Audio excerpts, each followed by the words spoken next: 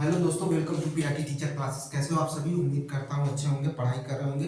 चलिए शुरू करते हैं आज के सेशन के बारे में, और आज के सेशन के बारे में चर्चा करते हुए चलेंगे।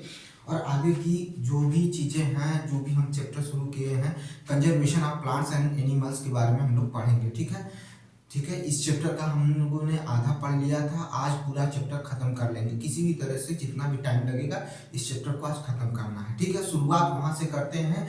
कहते हैं कि जो हो गया उस पर रोया नहीं करते हैं। ठीक है, जो हो गया उसे उस पर रोया नहीं करते हैं, सोचा नहीं करते हैं। जो पा गए उसे खोया नहीं करते हैं। ठीक है, जो पा गए उसे खोया नहीं करते हैं। ठीक है, जो पा गए उसे खोया नहीं करते हैं। ठीक है, सफलता उन्हें हासिल होती है, सफलता उन्हें हासिल होती है जो वक्त और हालात पर रोया नहीं करते हैं। ठीक है, तो आप वक्त और हालात पे मत रोइए, बार बार यही चीजें मैं कहता हूँ। ठीक है, अपने अंदर वो क्षमता लाइए, वो चीजें लाइए कि जिसने आपको खो दिया, जिसने भी आपको खो दिया, वो कभी ना कभी आपको यह सोच कर पछताए कि मैंने क्या खो दिया।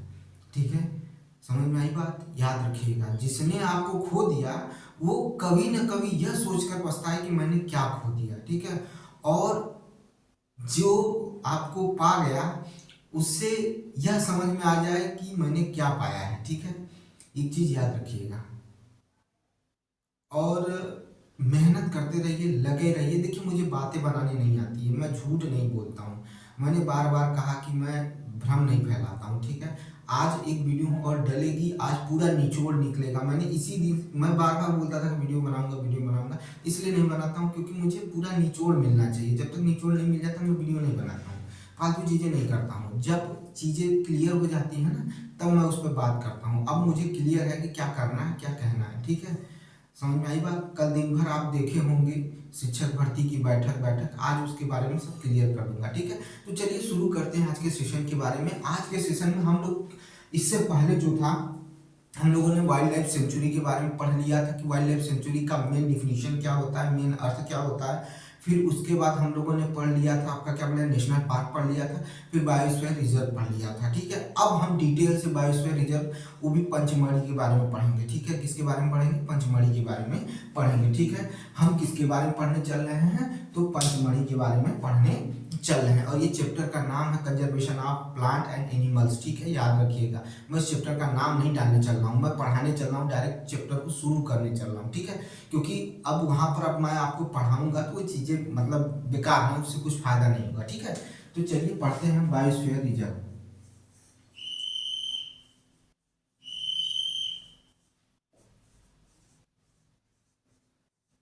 बायोस्फीयर रिजर्व के बारे में पढ़ने चल रहा हूँ, वो भी कौन सा बायोस्फीयर रिजर्व? तो पंचमढ़ी। ठीक है, पंचमढ़ी के बारे में हम लोग पढ़ने चल रहे हैं। ठीक है, पंचमढ़ी के बारे में हम लोग क्या करने चल रहे हैं? पढ़ने चल रहे हैं कि पंचमढ़ी बायोस्फीयर रिजर्व किस तरह से है। ठीक है,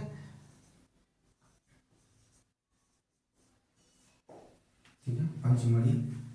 ठीक है, बायोस्फीयर रिजर्व, या क्या लिख सकते हैं? जैवमंडल। क्या लिख सकते हैं? जैवमंडल आरक्षित क्षेत्र। ठीक है, पंचमढ़ी जैवमंडल आरक्षित क्षेत्र, पंचमढ़ी जैव मंडल आरक्षित क्षेत्र। ठीक है, देखिए, पहले देखने दिख रहा है, तो बहुत नीचे हो गया भाई, ऊपर लेते हैं हम। ठीक है, और ऊपर ले लेते हैं क्योंकि नीचे फिर जगह नहीं बचेगा। ठीक है, नीचे जगह नहीं बचेगी। ठीक है, तो इसको और ऊपर लेते हैं।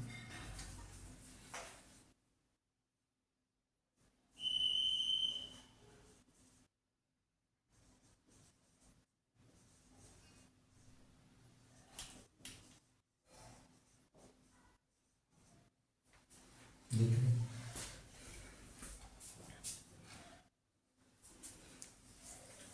अच्छा खासा कुछ छूट तो नहीं रहा है भाई, खासा जगह मिल रहा है। कभी कभी शेडिंग अच्छी हो जाती है, कभी कभी बहुत परेशान करता है।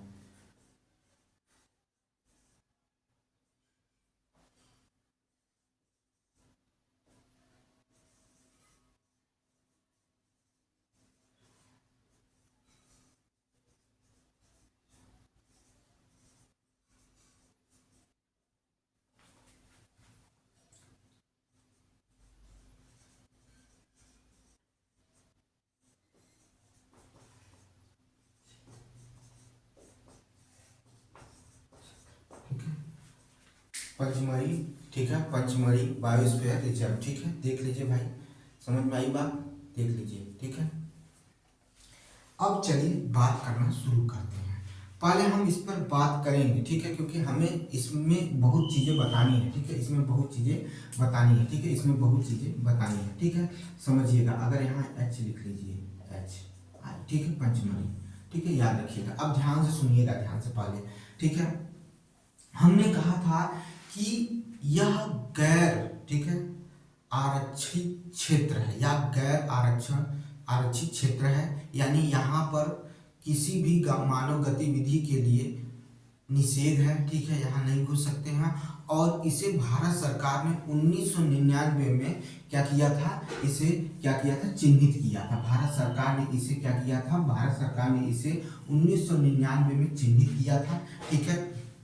इसमें नेशनल पार्क भी है, वाइल्ड लाइफ सेंचुरी भी आपको देखने को मिलेगी, सारी चीजें इसमें देखने को मिलेगा, यानी नेशनल पार्क भी देखने को मिलेगा, वाइल्ड लाइफ सेंचुरी भी देखने को मिलेगी, ठीक है। और इसको जो यूनेस्को था उसने भी इसको क्या कर दिया, बायोस्फीयर रिजर्व घोषित कर दिया। कब किया था, तो 2009 में किया था। कब किया था, तो 2009 में उसने इसे क्या किया था, बायोस्फीयर रिजर्व घोषित कर दिया था।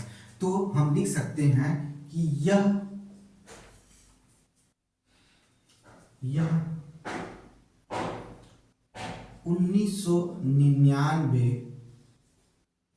1999 में भारत सरकार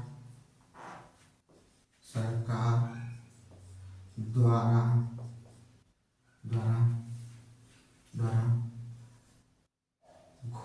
घोषित आरक्षित क्षेत्र है,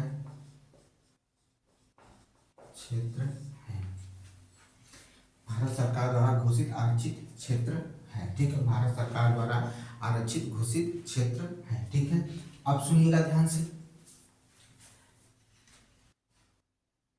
यूनेस्को ने इसे 2009 में यूनेस्को ने इसे 2009 में बायोस्फीयर रिजर्व घोषित कर दिया।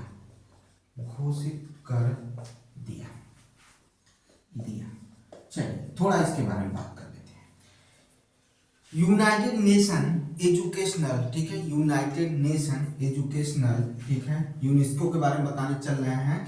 United Nation Educational Scientific and Cultural Organization है ये, ठीक है। इसका फुल फॉर्म क्या है, यूनाइटेड नेशंस, ठीक है, Educational Scientific and Cultural Organization इसका फुल फॉर्म है, ठीक है, याद रखिएगा। इसकी स्थापना 16 नवंबर 1945 को हुई थी, 16 नवंबर 1945 को हुई थी, 16 नवंबर 1945 को इसकी स्थापना हुई थी। याद रखिएगा, इसकी स्थापना कब हुई थी, 16 नवंबर 1945 को इसका क्या हुआ था, इसका स्थापना हुआ था। 16 नवंबर 1945 को क्या हुआ था, इसका स्थापना हुआ था। किसका स्थापना हुआ था, तो यूनेस्को का क्या हुआ था, स्थापना हुआ था 16 नवंबर 1945 को। 16 नवंबर 1945 को यूनेस्को की क्या हुई थी, स्थापना हुई थी, ठीक है, याद रखिएगा।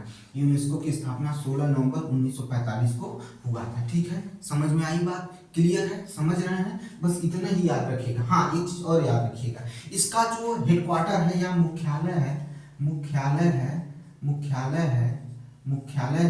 वो कहाँ है, तो वो फ्रांस के पेरिस में है। कहाँ है, तो फ्रांस के पेरिस में है, फ्रांस के पेरिस में। अभी आप बस इतना ही जानिए कि फ्रांस के पेरिस में इसका मुख्यालय है और इसकी स्थापना 16 नवंबर 1945 को कर दी गई थी, ठीक है। और इसका फुल फॉर्म हमने आपको बता दिया बेटा। इसमें अब इससे ज़्यादा इसमें हम बताने की या इससे ज़्यादा बताने की ज़रूरत आपको नहीं है, क्योंकि इससे ज़्यादा कुछ यहाँ से आने वाला है नहीं, यहाँ से कुछ ऐसे इससे ज़्यादा कुछ आने वाला नहीं है, ठीक है। तो हम इस पर ज़्यादा चर्चा क्यों करें, ठीक है। तो तो ये क्या हुआ था 2009 में यूनेस्को ने इसको क्या कर दिया था बेटा, तो यूनेस्को ने इसको क्या कर दिया था, रिजर्व घोषित कर दिया था, बायोस्फीयर रिजर्व घोषित कर दिया था, यूनेस्को ने किया था। ठीक है, किसने किया था, तो यूनेस्को ने किया था। और इसकी स्थापना 16 नवंबर 1945 को हुआ था। मुख्यालय फ्रांस के पेरिस में है। और अगर बात करें और जानना चाहते हैं तो शायद 195 या 135, कुछ थोड़ा सा कंफ्यूजन है, ये इसके सदस्य हैं, जबकि 8 जो हैं वो सहयोगी सदस्य हैं। 8 सहयोगी सदस्य, एक तो एकदम कंफर्म है, लेकिन 195 या 135 जो है इनके सदस्य हैं। ठीक है, याद रखिएगा, थोड़ा सा कंफ्यूजन है, उसको क्लियर कर लेंगे। ठीक है, लेकिन इतना जरूर याद रखिएगा कि इसको आप इसका फुल फॉर्म सुन लिए हैं और इसके बारे में जान लिए हैं कि इसकी स्थापना कब हुई थी। ठीक है, ये संस्कृति जो होती है किसी भी देश की, या वहाँ का जो प्राकृतिक या वहाँ की शैक्षिक चीजें हैं उसको बढ़ावा देना और शांति को बढ़ावा देना, विश्व में शांति को बढ़ावा देने का कार्य कौन करता है, ये करता है। और ये सारी चीजें मैं बता दूं आपको, सब दिखावा है। ठीक है, ये जो यूनाइटेड नेशन की बात कर रहे हैं, ये ऐसा देश है जो खुद पहले क्या करता है, आग मतलब चिंगारी भड़काता है, फिर आग लगाकर तमाशा देखने का काम करता है। ठीक है, उसी की ये संस्थाएं हैं। ठीक है, उस वो अगर जुड़ा है तो समझ लीजिए वो कहीं से भी वो पहले वो चीज करके करेगा जो चीज पूरे विश्व के लिए हानिकारक है, लेकिन जब वो कर लेगा, जब अपने पास उसका आधिपत्य हो जाता है ना, तो वो दूसरों को मना करेगा। ठीक है, जैसे हमारे देश को मना कर रहा है, या किसी अन्य देश को कह रहा है कि पेड़ पौधों की कटाई मत करिए। ये सत्य बात है, नहीं करना चाहिए। ठीक है, क्योंकि हमारे ही देश को, हमारे ही जीवन को नुकसान पहुंचा रहा है। लेकिन पहले तुम क्या किए थे, इस चीज को सोचो। ठीक है, पहले तुम क्या किए थे ये सोचो। ठीक है, परमाणु बम किसने बनाया, ठीक है, फिर उसके बाद हमें तुम बैन कर दिए कि कोई बना ना पाए, फिर हमने भी बनाया। तो भाई तुम पहले अपने आप को सुधारो। तुम विश्व में सभी को हथियार बेचने का काम करते हो, फिर लड़ाई कराते हो। ठीक है, तो ये सारी चीजें क्या है, इसी की देन है। ठीक है, तो याद रखिएगा, ये जहां पर यूनाइटेड नेशन जुड़ा है तो समझ लीजिए कि वो खतरा ही है। ठीक है, यूएसए जो है हमेशा ही खतरा बना रहता है। ठीक है, हमेशा याद रखिएगा। ठीक है, अब आते हैं, हम लोग बात करते हैं किसके बारे में बात कर रहे थे, तो पंचमढ़ी के बारे में बात कर रहे थे। ठीक है, पंचमढ़ी के बारे में हम लोग क्या कर रहे थे, बात कर रहे थे। हमने ये बता दिया कि 2009 में यूनेस्को ने इसको क्या घोषित कर दिया, तो 2009 में इसको यूनेस्को ने बायोस्फीयर रिजर्व घोषित कर दिया। यूनेस्को ने इसको बायोस्फीयर रिजर्व घोषित कर दिया। ठीक है, अब चलें आगे की तरफ चर्चा करें, आगे की तरफ बात करें। ठीक है, अब देखिए, अब कह रहा है कि ये जो है ये किस में पाया जाता है, तो यह सतपुड़ा रेंज में स्थित है। सतपुड़ा रेंज में स्थित है। ठीक है, सतपुड़ा रेंज में स्थित है। सतपुड़ा रेंज में स्थित है। ठीक है, मध्य प्रदेश के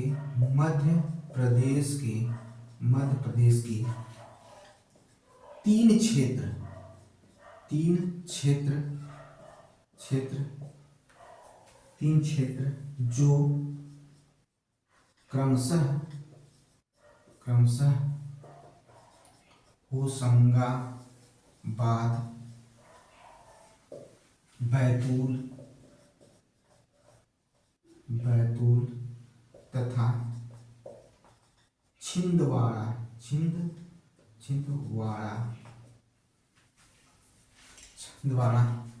में फैला हुआ है। ठीक है, ये तीन मध्य प्रदेश के तीन क्षेत्रों में फैला हुआ है। ये सतपुड़ा रेंज है और ये तीन क्षेत्रों में फैला हुआ है। ठीक है, तीन क्षेत्रों में फैला हुआ है। ठीक है, इसका कुल क्षेत्रफल अगर तीनों का मिला ले तब इसका कुल क्षेत्रफल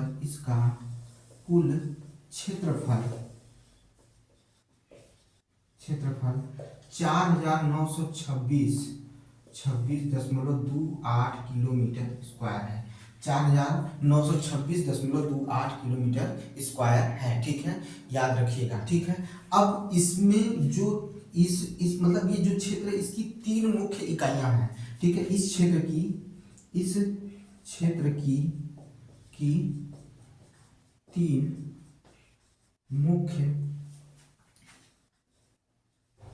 तीन मुख्य इकाइयां हैं। तीन मुख्य इकाइयां हैं। इस क्षेत्र की तीन मुख्य इकाइयां हैं। ठीक है, इस क्षेत्र की क्या है, 3 मुख्य इकाइयाँ हैं। पहले इतना उतार लीजिए भाई, क्योंकि इसके बाद नहीं दिखेगा आपको, इस वजह से इसका स्क्रीनशॉट लीजिए पहले फटाफट, ठीक है, इसके पहले स्क्रीनशॉट लीजिए। और इसका जो 3 मुख्य इकाइयाँ हैं, इसकी चर्चा आपकी बुक में, एनसीईआरटी की बुक में है, याद रखिएगा। चलिए ठीक है, ये हो गया, आइए चलते हैं। अब इसकी 3 मुख्य इकाइयाँ सबके उनके बारे में भी जान लें, ठीक है।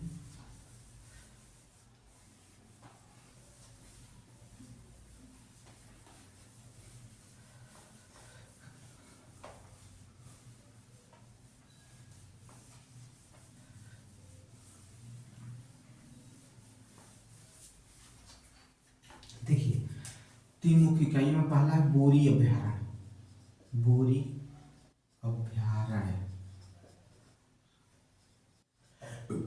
बोरी अभ्यारण्य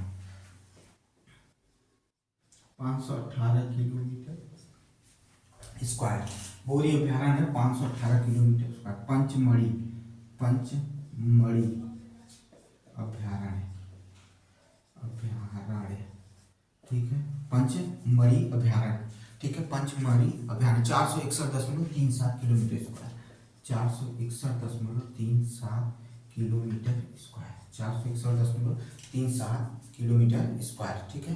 ये क्या है, पंचमढ़ी अभ्यारण्य है, 461.37, ठीक है। उसके बाद क्या है, सतपुड़ा, सतपुड़ा, ठीक है, अभ्यारण्य, ठीक है, नहीं सतपुड़ा नेशनल पार्क है ये, ठीक है, राष्ट्रीय उद्यान, राष्ट्रीय उद्यान, ठीक है, उद्यान, ठीक है। ये कितना है, 524.37 किलोमीटर स्क्वायर, ठीक है, याद कर लीजिएगा। यही 3 हैं, यही 3 हैं जो इसकी मुख्य इकाइयां हैं, ठीक है, जिसके बारे में हम बार बार क्या करते हैं, चर्चा करते हैं, बार बार इसके बारे में हम लोग क्या करते हैं, पढ़ते हैं, ठीक है। क्लियर है, समझ में आ गई होगी बात। अगर यहाँ तक अगर समझ में आ गया तो आगे की तरफ बढ़ते हैं, आगे की तरफ बढ़ते हैं। अब हम समझेंगे चीज़ों को, क्योंकि आपके जो बुक में लिखा है हम उस पर चल रहे हैं। जितना आपको जरूरी था मैंने उतना आपकी चर्चा कर दी है, उतना आपको इस पर बात कर लिया है। अब इसके आगे जो चर्चा करना है उसके बारे में सुनिएगा, ध्यान से समझने की कोशिश करिएगा, क्योंकि यहीं से आपका क्या है, क्वेश्चन बनेगा, और यहाँ से भी क्या होगा, क्वेश्चन बनेगा। कल मैंने जैव विविधता के बारे में बता दिया था, ठीक है, अब और जैव मंडल आरक्षित क्षेत्र के बारे में बता दिया था, उसके बारे में चर्चा नहीं करूंगा, उसके बारे में चर्चा नहीं करूंगा। जो मुझे बताना था मैंने इसमें चर्चा आपसे कर दी। अब देखिए ये चीज हो गया, इसमें मैंने पंचमढ़ी के बारे में जो था वो चर्चा कर दी है, ठीक है। अब हम आगे की तरफ बढ़ेंगे, चलिए। अब इसमें रहने वाले जीव जंतु के बारे में बात करते हैं, ठीक है। इसमें जो जीव जंतु रहते हैं उसकी चर्चा हम करेंगे, ठीक है, उसकी चर्चा करने चल रहे हैं, ठीक है। क्लियर है, इतना समझ में आ गया होगा, ठीक है। अब हम इसके बारे में चर्चा करने चल रहे हैं। किसकी चर्चा करने चल रहे हैं, तो हम चर्चा करने चल रहे हैं कि इस क्षेत्र में पाए जाने वाले पेड़ पौधे जीव जंतु, ठीक है, पेड़ पौधे और जीव जंतु के बारे में हम क्या करने चल रहे हैं, चर्चा करने चल रहे हैं, ठीक है, ठीक है। पेड़ पौधे और जीव जंतु के बारे में बात करने चल रहे हैं। तो देखिए हम क्या लिख रहे हैं, पेड़ पौधे व जीव जंतु, ठीक है, पेड़ पौधे व जीव जंतु, पेड़ पौधे व जीव जंतु, ठीक है, पेड़ पौधे व जीव जंतु, ठीक है, पेड़ पौधे व जीव जंतु के बारे में चर्चा करने चल रहे हैं, ठीक है। समझ में आया कि नहीं आया, इसी को कहते हैं, आपका ध्यान से सुनिएगा। अब मैं लिखूंगा तो आप अचानक से कहेंगे ये क्या लिख दिए, नहीं भाई, इसी को कहते हैं फ्लोरा, ठीक है, और क्या कहते हैं, एंड फौना कहते हैं, ठीक है, ठीक है, यही हमें पढ़ना है। समझ में आई बात, फ्लोरा और फौना पढ़ना है, ठीक है। समझ में आया कि नहीं आया, हमको यही चर्चा करनी है, और जो जो जंतु पाए जाते हैं इसमें उसकी चर्चा करनी है। ध्यान से सुनिएगा, समझने की कोशिश करिएगा, ठीक है। किसी क्षेत्र में पाए जाने वाले, किसी क्षेत्र में पाए जाने वाले पेड़ पौधे, ठीक है, किसी क्षेत्र में पाए जाने वाले पेड़ पौधे, ठीक है, किसी क्षेत्र में पाए जाने वाले पेड़ पौधे, ठीक है, किसी क्षेत्र में पाए जाने वाले पेड़ पौधे, ठीक है, उस क्षेत्र के वनस्पति जात, ठीक है, उस क्षेत्र के क्या कहलाते हैं, वनस्पति जात, यानी फ्लोरा कहलाते हैं। क्या कहलाते हैं, फ्लोरा कहलाते हैं। क्या कहलाते हैं, फ्लोरा कहलाते हैं। तथा उसी क्षेत्र में पाए जाने वाले जंतु, जीव जंतु, ठीक है, जीव जंतु क्या कहलाते हैं, प्राणी जात कहलाते हैं। क्या कहलाते हैं, प्राणी जात कहलाते हैं। मैंने क्या कहा,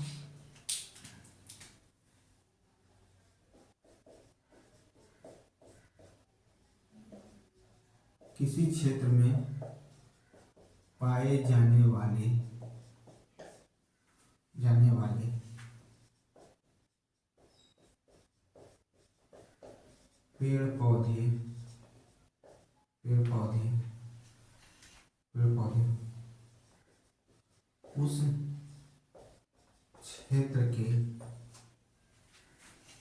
पेड़ पौधे उस क्षेत्र के वनस्पति जात अर्थात फ्लोरा तथा उसी क्षेत्र के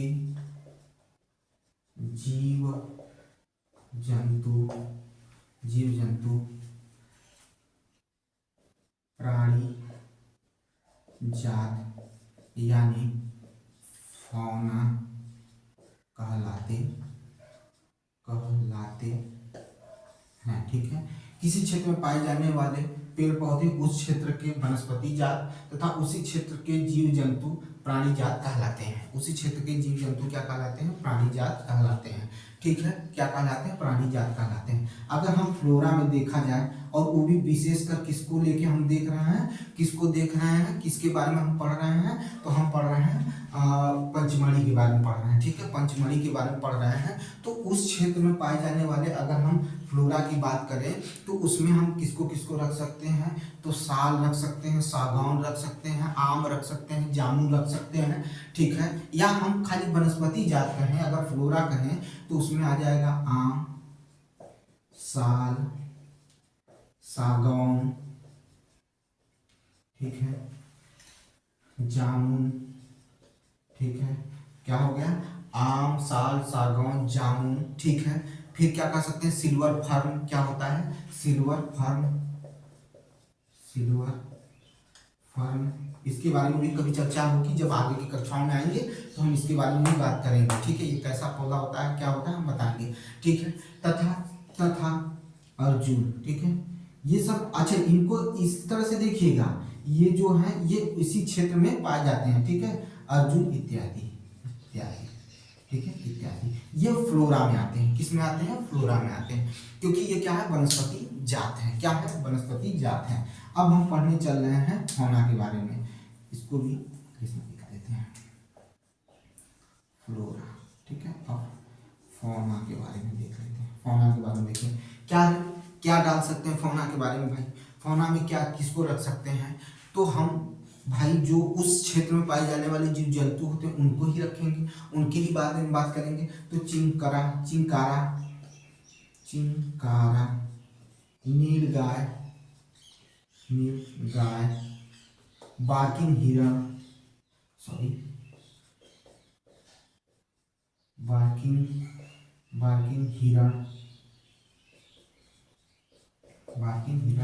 ठीक है, चिंकारा, नीलगाय, बार्किंग हिरण। ठीक है, बार्किंग हिरण। ठीक है, चीतल, क्या हो जाएगा, चीतल।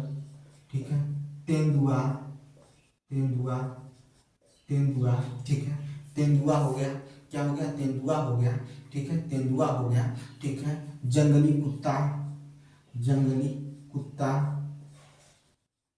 कुत्ता तथा भेड़िया इत्यादि।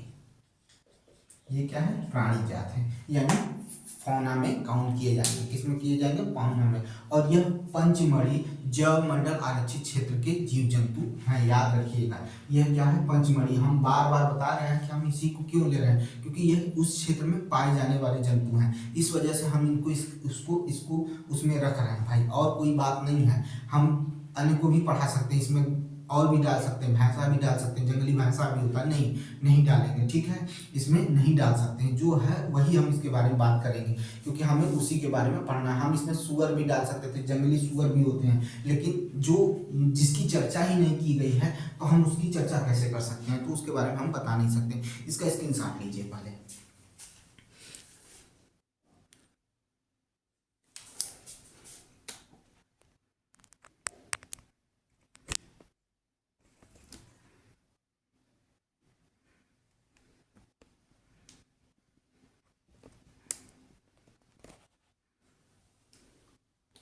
इसी में आगे की हेडिंग देख लीजिए क्या है, आगे क्या करना है ये ध्यान दीजिएगा।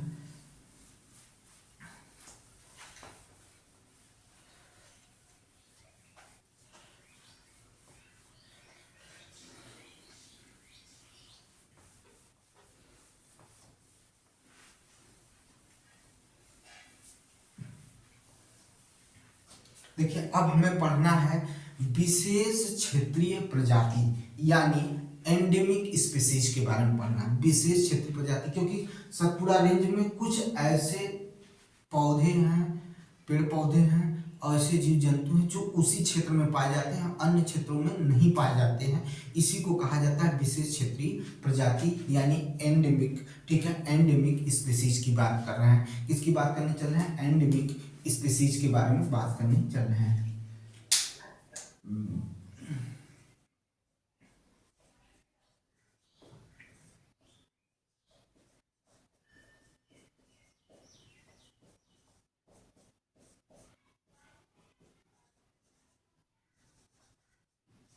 एंडेमिक स्पीसीज, एंडेमिक स्पीसीज के बारे में पढ़ने चल रहे हैं। पहले समझिएगा, पहले समझिएगा, ठीक है, थोड़ा सा आपको बस सिर्फ समझने की जरूरत है, थोड़ा सा आप समझिए, बात पकड़ लेंगे कि क्या कहना चाह रहे हैं, ठीक है। अरे यार ऊपर ज़्यादा हो गया।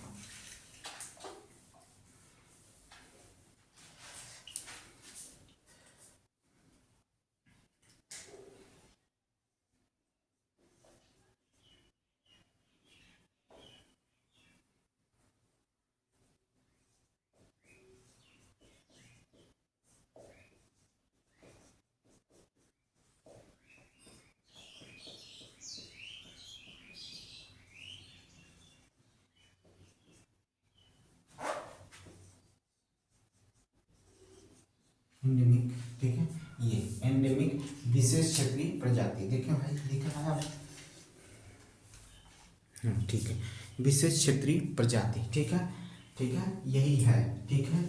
इसी को हम कह सकते हैं कि विशेष क्षेत्रीय स्पीसीज भी कह सकते हैं। समझिएगा, कुछ निश्चित क्षेत्रों में, कुछ निश्चित क्षेत्रों में कुछ निश्चित जीव जंतु एवं पेड़ पौधे पाए जाते हैं, इन्हीं को कहा जाता है विशेष क्षेत्रीय प्रजाति, या उनका समूह पाया जाता है, या उन जीव जंतुओं के सदस्य पाए जाते हैं, ठीक है, उसी को क्या कहा जाता है, विशेष क्षेत्रीय प्रजाति कहा जाता है। तो हम कह सकते हैं कि पौधों एवं जंतुओं का वह स्पीसीज या वह प्रजाति, पौधों और जंतुओं की वह प्रजाति जो किसी विशेष क्षेत्र में पाई जाती है, जो किसी विशेष क्षेत्र में पाई जाती है और विशिष्ट रूप से पाई जाती है, उसी को क्या कहते हैं, विशेष क्षेत्रीय प्रजाति कहते हैं। हमने क्या कहा, कहा कि किसी किसी किसी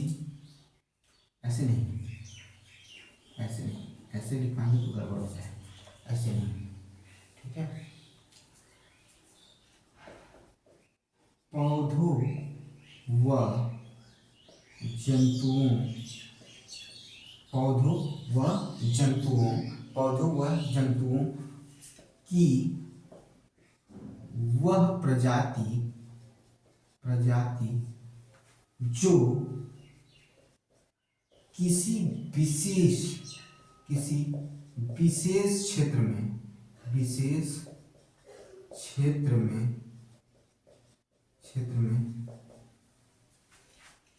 विशिष्ट रूप से पाई जाती है, विशिष्ट रूप से पाई जाती है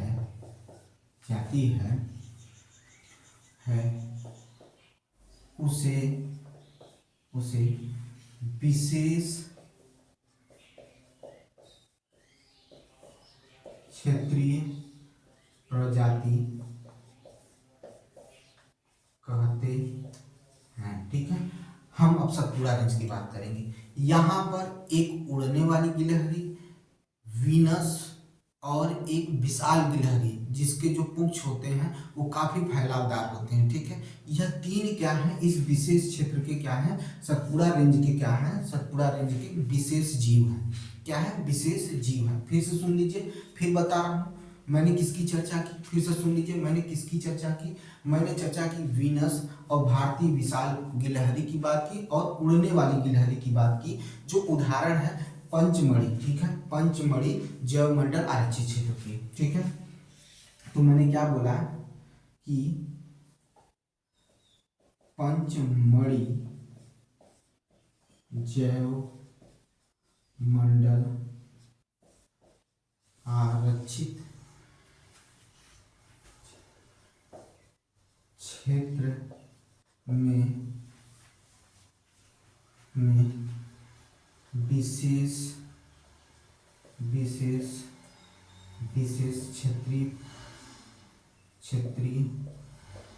विशेष क्षेत्रीय जीव वीनस, भारतीय विशाल गिलहरी, भारतीय विशाल गिलहरी तथा उड़ने वाली गिलहरी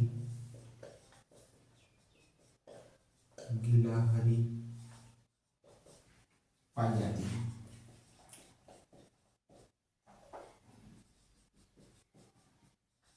ठीक है, पंचमढ़ी जैवमंडल आरक्षित क्षेत्र में विशेष क्षेत्रीय जीव वीनस, भारतीय विशाल गिलहरी एवं उड़ने वाली गिलहरी पाई जाती है। ये तो हो गया पंचमढ़ी के किसके बारे में, जीव के बारे में। लेकिन इसी में अगर हम कहें पाई जाती है तथा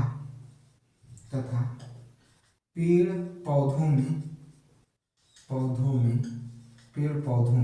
जंगली आम, पेड़ पौधों में किसकी बात कर रहे हैं, तो जंगली आम की बात कर रहे हैं। पेड़ पौधों में किसकी बात कर रहे हैं, तो जंगली आम की बात कर रहे हैं। जो जंगली आम होता है इस क्षेत्र का पाया जाता है। ठीक है, जंगली आम होता है और साल होता है। ठीक है, जो विशेष इस क्षेत्र में पाए जाते हैं। पेड़ पौधों में जंगली आम तथा साल विशेष रूप से पाया जाता है, विशेष रूप से पाया जाता है। ठीक है, ये लिख लीजिएगा भाई, ये आप समझ लीजिएगा, इस चीज को क्लियर कर लीजिएगा। ठीक है, हाँ ठीक है, ये है आपका, ये देख लीजिए। ठीक है, ये हो गया आपका एंडेमिक हो गया। ठीक है, एंडेमिक हो गया है। ठीक है, क्लियर है, आगे चले।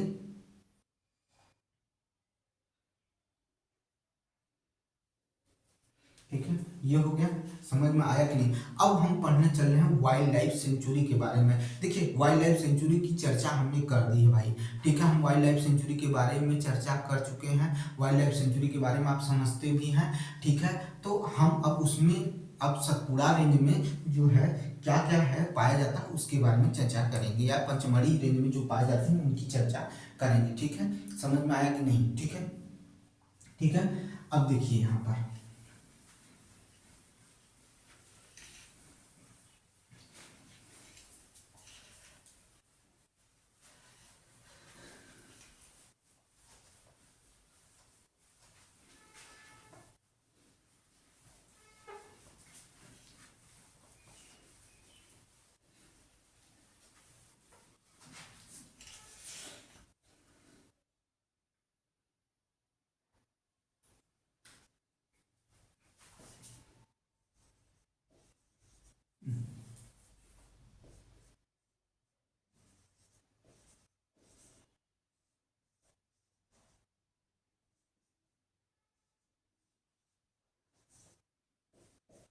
वाइल्ड लाइफ सेंचुरी के बारे में बात करेंगे। ठीक है, वाइल्ड लाइफ सेंचुरी के बारे में बात करेंगे, यानी वन्य जीव अभ्यारण्य के बारे में बात करेंगे। ठीक है, वन्य जीव अभ्यारण्य के बारे में आपसे चर्चा हो चुकी, इनके अर्थ को मैंने बता दिया, तो फिर भी सुन लीजिए। जब हम वह क्षेत्र, जिस क्षेत्र में जो वन्य प्राणी हैं या वन्य जीव हैं या जंतु हैं जो सुरक्षित रह सके और संरक्षित रह सके, ऐसे क्षेत्र को क्या कहते हैं? वाइल्ड लाइफ सेंचुरी कहते हैं। वह क्षेत्र जिसमें वन्य जीव सुरक्षित और संरक्षित रह सके, यानी सुरक्षित यानी उन्हें सुरक्षित भी रखा जा सके और आगे के लिए संरक्षित किया जा सके, उनकी संख्या बढ़ सके, उनकी जातियों में वृद्धि हो सके, वो स्वस्थ रहें, उनका आवास बना रहे, तो ऐसे क्षेत्र को क्या कहते हैं? वाइल्ड लाइफ सेंचुरी कहते हैं, वन्य जीव अभ्यारण्य कहते हैं। ठीक है, वन्य जीव अभ्यारण्य कहते हैं। ठीक है, क्लियर है। अब भाई जब ये रहेंगे तो पेड़ पौधे भी रहेंगे, क्योंकि उनका निवास स्थान है। ठीक है, तो उनको चाहिए, तो इस तरह से। और याद रखिएगा, यह सुरक्षित और संरक्षित का मतलब है कि यहाँ शिकार नहीं कर सकते हैं, इनके घरों को उजाड़ नहीं सकते हैं। ठीक है, इनका उपयोग नहीं कर सकते आप। ठीक है, ये जैसे मन करेंगे वैसे रहेंगे। ठीक है, जैसे मन करेंगे वैसे रहेंगे। ठीक है, समझ में आई बात। अब अगर हम बात करें इनमें कौन कौन से आते हैं, तो काले हिरण आते हैं।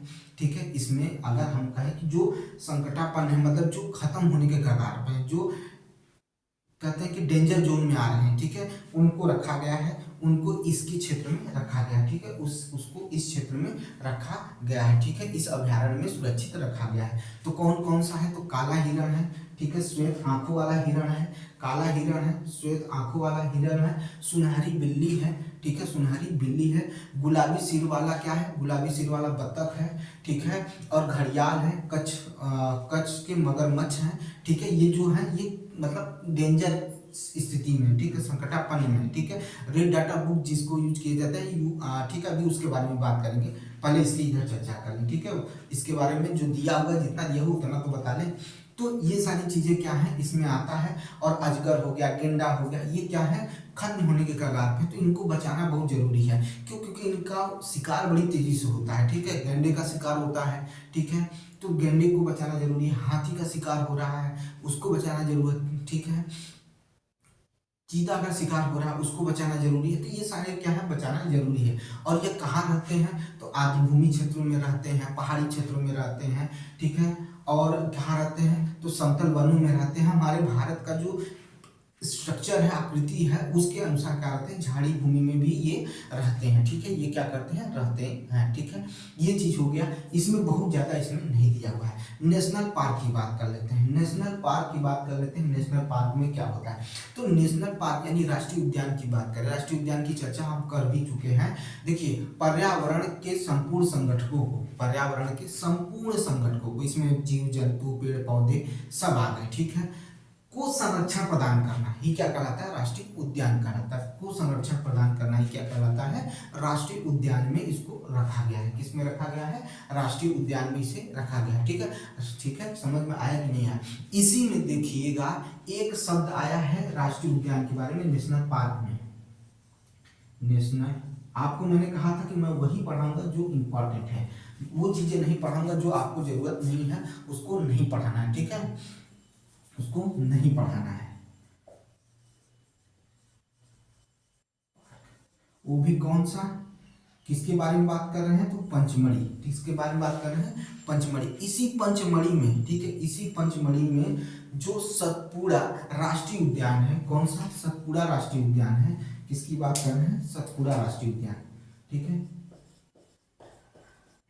इसकी बात हुई है, हमने इससे पहले इसमें 3 इकाइयां थी, उसमें इसमें किया था सतपुड़ा राष्ट्रीय उद्यान। ठीक है, राष्ट्रीय उद्यान। ठीक है, सतपुड़ा राष्ट्रीय उद्यान में एक सर्वोत्तम किस्म का या विशेष किस्म का, ठीक है, एक अच्छी किस्म का, ठीक है, एक वृक्ष पाया जाता है। क्या पाया जाता है? एक वृक्ष पाया जाता है। ठीक है, उद्यान में, ठीक है, में सर्वोत्तम किस्म का सर्वोत्तम किस्म का टीक, उसको क्या कहते हैं? टीक। ये वृक्ष का नाम है। ठीक है, वृक्ष का नाम है, और इसे क्या कहा जाता है? सागौन।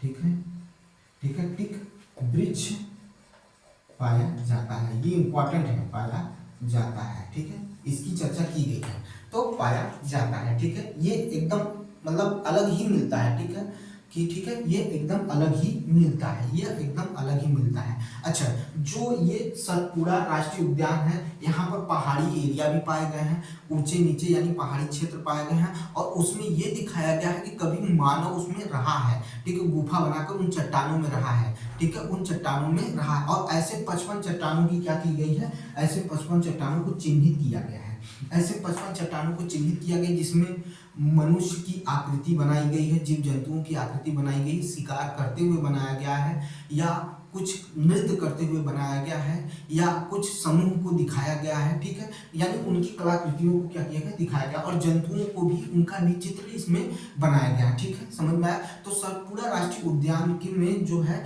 शरण यानी आवास भी दिखाए गए हैं या चिन्हित किए गए हैं, जिसमें मनुष्य क्या है, मनुष्य की गतिविधियां दिखाई गई हैं, और वो भी किस समय की, प्रागैतिहासिक काल का समय दिखाया गया है, ठीक है, उसमें चिन्हित किया गया, ठीक है, चित्र बनाया गया है, ठीक है, किस तरह का जीवन यापन उस समय था उसके बारे में बात की गई है, ठीक है। इसमें चट्टानों की कुल मतलब चट्टानों में जो मानव निवास करता था उसने क्या किया था, कलाकृतियां बनाई थी यानी चित्र बनाया था, ठीक है, वो इसमें दिखाया गया है, ठीक है। और ऐसे 55 चट्टानों की पहचान की गई है, कितने, 55 चट्टानों की, 55 चट्टानों की पहचान की गई है, पहचान की गई है, जिसमें मानव का आवास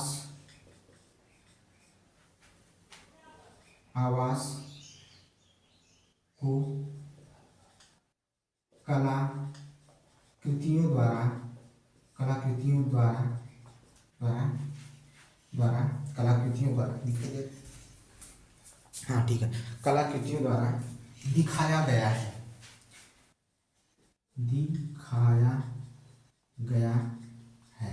दिखाया गया है। पहले इसको इतना उतार लीजिए, फिर आगे बात करते हैं। 55 चट्टानों की पहचान की गई, बार बार पढ़ रहा हूँ, बार बार कर रहा हूँ, किसकी बात कर रहा हूँ, तो इसकी बात कर रहा हूँ। सतपुड़ा राष्ट्रीय उद्यान में जो पहाड़ी क्षेत्र है उसमें 55 चट्टानों की पहचान की गई, जिसमें मानव का आवास को कलाकृतियों द्वारा दिखाया गया है, वहां पर उन्होंने रहा है, वहां पर उन्होंने इस चीज को बनाया है। क्या क्या बनाया है, तो शिकार करते हुए, जीव जंतु का शिकार करते हुए दिखाया गया है, नृत्य करते हुए दिखाया गया है, ठीक है, नृत्य करते हुए दिखाया गया है, ठीक है, फिर किस तरह से उनका आवाज था वो दिखाया गया है, वाद्य यंत्र दिखाए गए हैं। चलिए लिख लेते हैं उसको भी, ठीक है।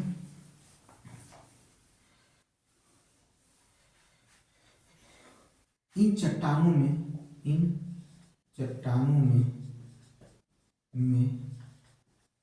निम्न कलाकृतियां दिखाई गई, जैसे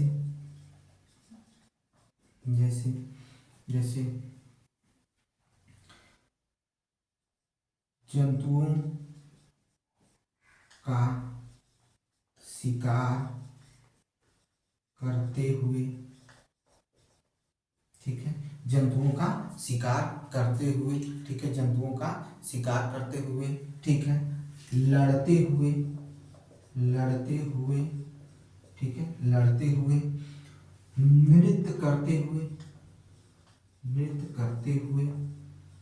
ठीक है, नृत्य करते हुए, तथा वाद्य यंत्रों को दिखाया गया है, ठीक है, याद रखिएगा, ये चीज इसमें दिखाया गया है, ठीक है, यही चीज दिखाया गया है, वो भी इसमें तो सतपुड़ा राष्ट्रीय उद्यान में ये दिखाया गया है, ठीक है। आज भी मैंने कल ही चर्चा कर दिया था कि आज भी या इसमें आदिवासी लोग रहते हैं, आज भी इसमें आदिवासी लोग निवास करते हैं, इसके बारे में चर्चा हो चुकी है भाई, करते हैं, ठीक है, निवास करते हैं, आदिवासी लोग क्या करते हैं, निवास करते हैं, ठीक है। अब हम पढ़ने चल रहे हैं, आगे की चर्चा करने चल रहे हैं। नेशनल पार्क आपका खत्म हो गया, अब हम उसकी बात करने चल रहे हैं। संकटापन्न जंतु कहलाते हैं या कौन संकटापन्न जंतु कहलाते हैं, ठीक है, उनके बारे में बात करेंगे क्योंकि उनकी भी चर्चा करना जरूरी है, ठीक है, उसके बारे में पढ़ना जरूरी है, ठीक है, ठीक है। इंडेंजर्ड एनिमल्स के बारे में पढ़ेंगे, ठीक है। चलिए आइए चर्चा करते हैं।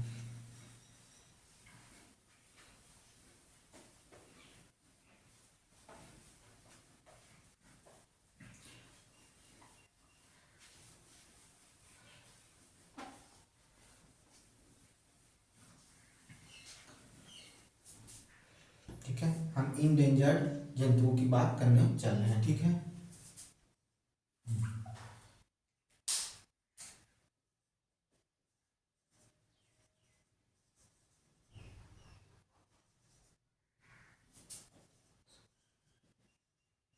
इसी को संकटापन्न जंतु कहते हैं, ठीक है। आइए बात कर लेते हैं संकटापन्न जंतु के बारे में, ठीक है। देखिए, जो पहले कभी बहुत अधिक मात्रा में पाए जाते थे, लेकिन अब धीरे धीरे क्या है, वो खत्म हो रहे हैं, विलुप्त होने के कगार पर हैं। उनकी कुछ ही प्रजातियां बची हुई हैं, या कहा जाए तो संख्या उनकी क्या हो गई है, निर्धारित हो गई है, ठीक है। अब उससे ज़्यादा वो नहीं है, अब उससे ज़्यादा वो नहीं है, उनकी संख्या क्या हो गई है, निर्धारित हो गई है, उनकी संख्या जो है वो निर्धारित हो गई है। इसी को क्या कहा जाता है, संकटापन्न कहा जाता है, या संकटापन्न, या क्या कहा जाता है, इंडेंजर्ड, ठीक है, इंडेंजर्ड, ठीक है, इंडेंजर्ड कहा जाता है, ठीक है, डेंजर्ड, इंडेंजर्ड कहा जाता है एनिमल्स, ठीक है, एनिमल्स, ठीक है, या संकटापन्न, ठीक है, संकटापन्न, ठीक है, याद रखिएगा क्या कहा जाता है, संकटापन्न कहा जाता है।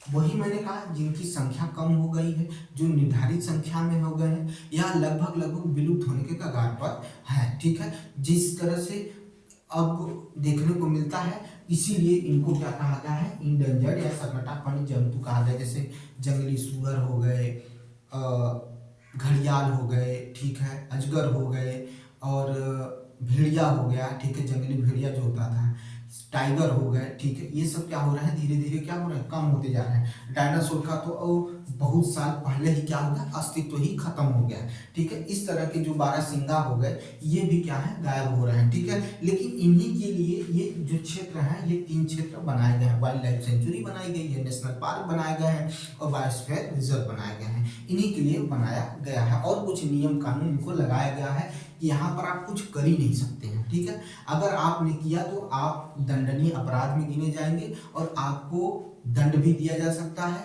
चाहे वो पैसे के रूप में हो, चाहे वो कारावास के रूप में हो, ठीक है। समझ में आई बात, उसे क्या, चाहे आप क्या कर सकते हैं, कारावास के रूप में देख सकते हैं। किसको देख सकते हैं, कारावास के रूप में देख सकते हैं। अब हम इसी में बात कर लेते हैं, थोड़ा सा बात कर लेते हैं प्रोजेक्ट टाइगर के बारे में, ठीक है। प्रोजेक्ट टाइगर के बारे में बात कर लेते हैं।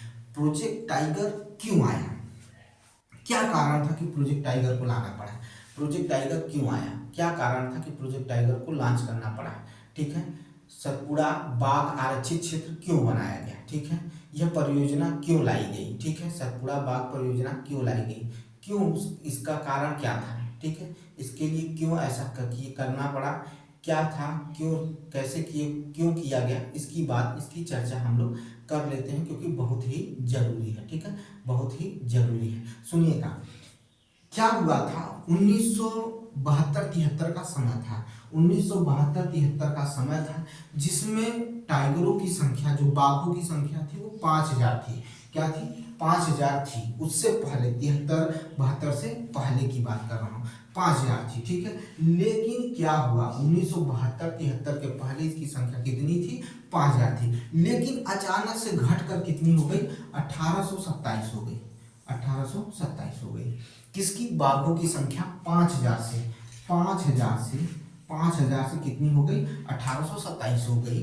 73-72 के समय की बात है।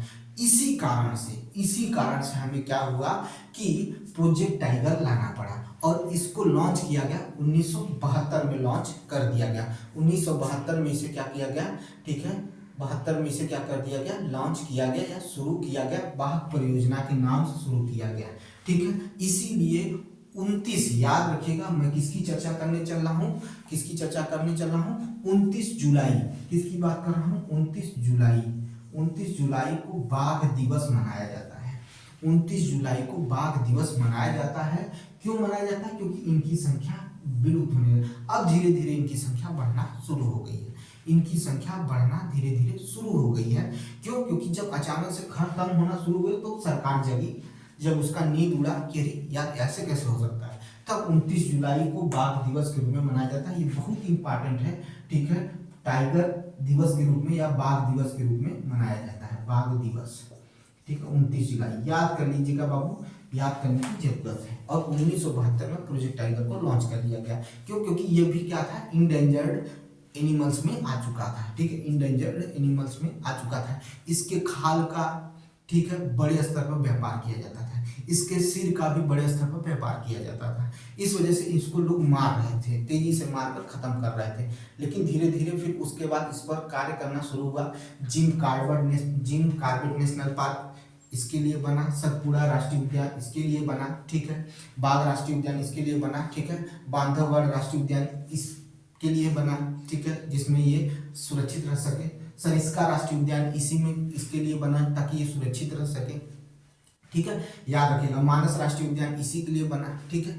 तो कहीं न कहीं इन राष्ट्रीय उद्यानों में ये आज क्या है, सुरक्षित है। पेरियार राष्ट्रीय उद्यान, ठीक है, संरक्षित करने के लिए इन्हीं को बनाया गया, ठीक है। यानी जो भी कहते हैं कि जीव थे, जो भी टाइगर थे, उनको बचाने के लिए यह नेशनल पार्क बनाए गए हैं, जिनमें ये क्या है, सुरक्षित और संरक्षित हैं, ठीक है। ये अपनी पीढ़ी को बढ़ा रहे हैं, इनकी संख्या में धीरे धीरे अब वृद्धि आना शुरू हो चुका है, विकास आना शुरू हो चुका है। अच्छा, खाली यही नहीं, जंगली भैंसा भी है जो खत्म होने के कगार पर है, बारहसिंघा भी है जो खत्म होने के कगार पर है। इसी को बचाने के लिए ये 3 क्षेत्र निर्धारित किए गए हैं, ये 3 क्षेत्र इन्हीं को बचाने के लिए निर्धारित किए गए हैं। और अब याद रखिएगा, 54 बाघ, ठीक है, बाघ के लिए आरक्षित क्षेत्र बना दिए जा चुके हैं, ठीक है, याद रखिएगा, भूलिएगा नहीं भाई, ठीक है, भूलिएगा नहीं, ठीक है।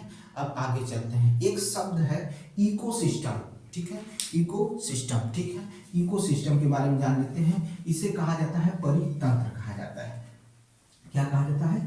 परितंत्र कहा जाता है। इकोसिस्टम यानी परितंत्र कहा जाता है, ठीक है। इकोसिस्टम के बारे में जान लेते हैं।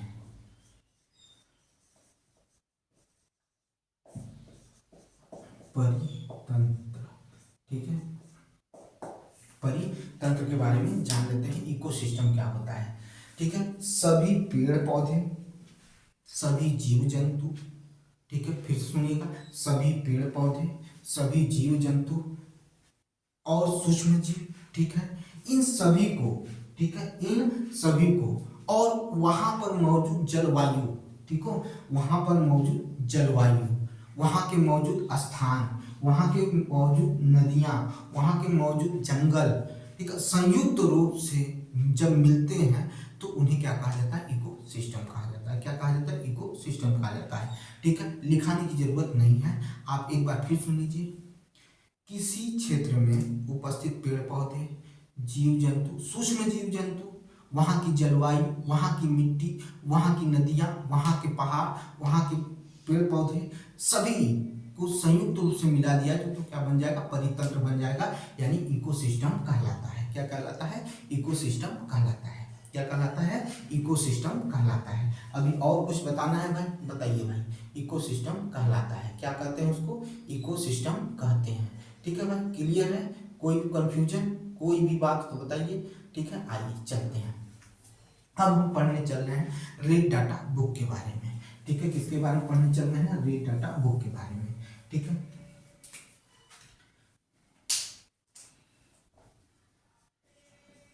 रेड डाटा, ठीक है, बुक, ठीक है, रेड डाटा बुक के बारे में, ठीक है। ये किसके अंतर्गत आता है? तो IUCN इसको संचालित करता है। IUCN इसको क्या करता है? संचालित करता है। और ये कई तरह के होते हैं। अगर इनके कलर की बात करें तो रेड डाटा बुक जो होते हैं वो कई तरह के होते हैं, ठीक है, कई तरह के होते हैं, ठीक है। क्या होते हैं? कई तरह के होते हैं। सिर्फ इतना समझिए ये क्यों बनाया गया। यह इसलिए बनाया गया कि जो विलुप्त हो रहे हैं, जो जिनकी संख्या कम हो रही है, जिनकी संख्या जितनी होनी चाहिए उससे कम होती जा रही है, या जो एकदम खत्म होने के कगार पर है, जो खत्म हो चुके हैं, उनको इन्हीं बुक में लिखा जाता है। ये रेड भी होते हैं, ग्रीन भी होते हैं, ब्लू भी होते हैं, कई कलर में ये बुक आते हैं, जिसमें जैसा जैसा स्तर हो है जंतुओं का, पौधों का, उस स्तर में इसमें रखा जाता है। ग्रे कलर का भी इसमें आता है, ठीक है, कई तरह की होती हैं, ठीक है। और इसे संचालित कौन करता है, तो IUCN करता है, ठीक है, IUCN इसको संचालित करता है, ठीक है, याद रखिएगा, IUCN इसको क्या करता है, संचालित करता है, ठीक है। इसमें इन्हीं को रखा जाता है, ठीक है बेटा। इसमें बहुत ज्यादा आपको पढ़ने की जरूरत नहीं है, ठीक है, हमेशा ये अपडेट होता रहता है। और वो जंतु जो खतरे का सामना करते हैं उसी के बारे में इनमें चर्चा की गई है, उसी के बारे में इसमें चर्चा की गई है, उसी में इनका रिकॉर्ड रखा जाता है और इसको संचालित करता है IUCN, ठीक है। इसमें बहुत ज्यादा है नहीं, न इसको बहुत ज्यादा समझना। अब प्रवासी पक्षी के बारे में देखिए, कुछ पक्षी ऐसे होते हैं जो किसी विशेष, ठीक है, जलवायु पर्यावरण में रहते हैं। जैसे ही वहाँ का जलवायु पर्यावरण परिवर्तित होता है तो अपने अनुकूल जलवायु पर्यावरण में जाने के लिए कई सौ किलोमीटर की दूरी तय कर कर आते हैं। हमारे भारत में भी आते हैं, ठीक है, हमारे भारत में भी आते हैं। राजस्थान के कुछ क्षेत्र हैं वहाँ आते हैं, ठीक है, उत्तराखंड का कुछ क्षेत्र उधर आते हैं, और उसके बाद पश्चिम बंगाल सुंदरबन का कुछ क्षेत्र उधर भी आते हैं, और वहाँ आते हैं और अंडा देते हैं, बच्चे देते हैं, और उसके बाद फिर उनके अनुकूल क्षेत्रों में वापस लौट जाते हैं। यही प्रवासी पक्षी कहलाते हैं, यही प्रवासी पक्षी कहलाते हैं। इसमें कुछ ज़्यादा है नहीं बेटा, नहीं तो इसमें बहुत ज़्यादा आपको कुछ जानने की ज़रूरत है, ठीक है, कुछ जानने की ज़रूरत है, ठीक है, इतना इसमें चर्चा किया गया है। अब देखिए कागज का पुनः चक्रण, ठीक है, यह इसमें भी एक मतलब दिया हुआ है कि कागज का पुनः चक्रण जो क्या होता है, ध्यान से सुनिएगा। इसमें भी जो इम्पोर्टेंट पॉइंट है वही बताऊंगा, ठीक है। कागज का पुनः चक्रण ये जाने गए हैं, ठीक है भाई, इसकी बात आगे है, आगे के जो क्लास के चैप्टर हैं उसमें है, उसमें हम डिटेल से पढ़ेंगे, लेकिन जितना है उतना बस सिर्फ उतना करें बस।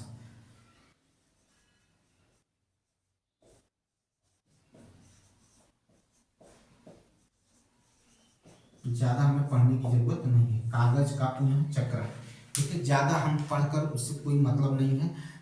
जितना दिया उतना ही बनाना है, उतना ही समझना है, उससे ज्यादा की जरूरत नहीं है, ठीक है। जैसे जैसे कक्षाओं में बढ़ते जाएंगे डिटेल मिलता चला जाएगा, ठीक है, तो ज़्यादा परेशान होने की जरूरत नहीं है। देखिए भाई, वन उन्मूलन मैंने इससे चर्चा कर दी थी। वन उन्मूलन का मतलब था कि पेड़ों को काट कर वह जमीन जो अन्य कामों में उपयोग की जाती है उसी को वन उन्मूलन कहते हैं।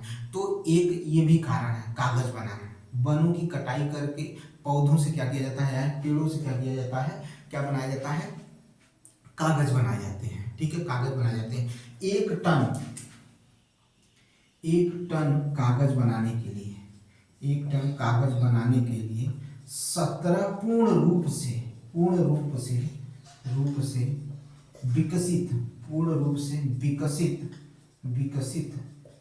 विकसित पौधे को पेड़ों का उपयोग होता है,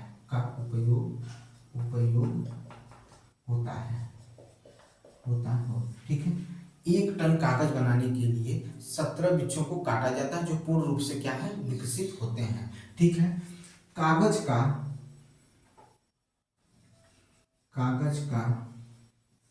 5 से 7 बार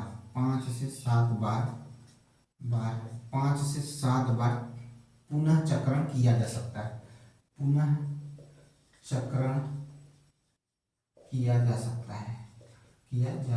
है, मतलब इनको 5 से 7 बार यूज किया जा सकता है, उसके बाद ये यूज करने लायक नहीं रह जाते हैं, बिल्कुल नष्ट हो जाते हैं, बिल्कुल नष्ट हो जाएंगे, ठीक है, बिल्कुल क्या हो जाएंगे, नष्ट हो जाएंगे। अगर हम कागज का उपयोग कम मात्रा में करना शुरू करें तो एक बहुत बड़ा कारण जो है पेड़ की कटाई का रुक जाएगा।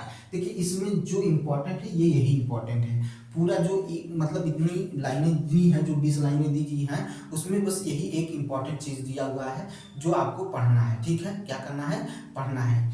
अगर छात्र मात्र एक कागज प्रतिदिन बचाना शुरू कर दे, ठीक है, बचत करना शुरू कर दे, दिन में एक कागज बचत शुरू कर दे, तो एक वर्ष में पता नहीं कितने जो वृक्ष हैं वो बच जाएंगे, पता नहीं कितने वृक्षों की क्या हो जाएगी, कटाई रुक जाएगी। ठीक है, तो इसी पर काम करते हुए आज सरकार जो है, हर देश की सरकार जो है डिजिटलाइजेशन को बढ़ावा दे रही है, टैबलेट लेके आ रही है, कंप्यूटर लेके आ रही है, लैपटॉप लेके आ रही है, ताकि कम यूज होना शुरू हो। ठीक है, टैबलेट भी ऐसे लेके आ रहे हैं जिस पर लिखा जा सके। ठीक है, आराम से आप लिख सकते हैं और इस पर और काम करना चाहिए। सरकार को तो इस पर बहुत तेजी से ध्यान देना चाहिए, ताकि ये जो कागज का जो बनाना है ये थोड़ा रुके, वहाँ यूज हो जहाँ बहुत जरूरी हो वहाँ यूज हो। बाकी नोट्स जो हो या वो पीडीएफ के रूप में हम स्टोर कर सकते हैं, पढ़ सकते हैं, लिख भी सकते हैं। भाई टैबलेट हो तो लिख सकते हैं, लिखने में क्या दिक्कत जाती है।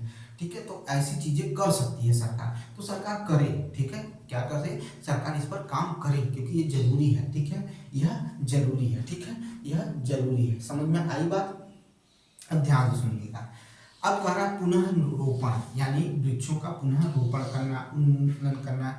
ठीक है, उनको फिर से पैदा करना, ये चीजें क्या है, पुनर्रोपण में कहा गया, पुनर्वन रोपण में कहा गया। ठीक है, ताकि हम पौधों का संरक्षण कर सके, संरक्षित कर सके, उसकी सुरक्षा कर सके। ठीक है, इसमें कुछ विशेष चीजें नहीं लिखी गई हैं, हम सिर्फ यही कर सकते हैं जिस तरह से ये 3 wild life sanctuary, national park, ठीक है, बायोस्फीयर रिजर्व, इस तरह के क्षेत्र को और बढ़ावा दें, और हम अपने ही क्षेत्रों में पौधों की ज़्यादा से ज़्यादा पौधों को लगाएं। तो क्या हो सकता है, पौधों का जो वनोन्मूलन हो रहा है वो धीरे धीरे कम हो जाएगा। नहीं तो इसकी वजह से जो भी हानि यहाँ है वो पहली वीडियो में आप पढ़ चुके हैं, मैंने आपको समझा दिया है। यहीं पर ये चैप्टर क्या होता है, खत्म होता है। यहीं पर ये चैप्टर खत्म होता है। इस चैप्टर के बाद हम लोग अगले चैप्टर की तरफ चलेंगे। ठीक है, तो आपको मैंने जो भी इंपॉर्टेंट चीज़ थी मैंने बता दिया। मिलते हैं नेक्स्ट वीडियो में। अगर मेरा वीडियो अच्छी लगती है तो लाइक करिएगा, शेयर करिएगा, सब्सक्राइब करिएगा मेरे चैनल को। मिलते हैं नेक्स्ट वीडियो में। बहुत बहुत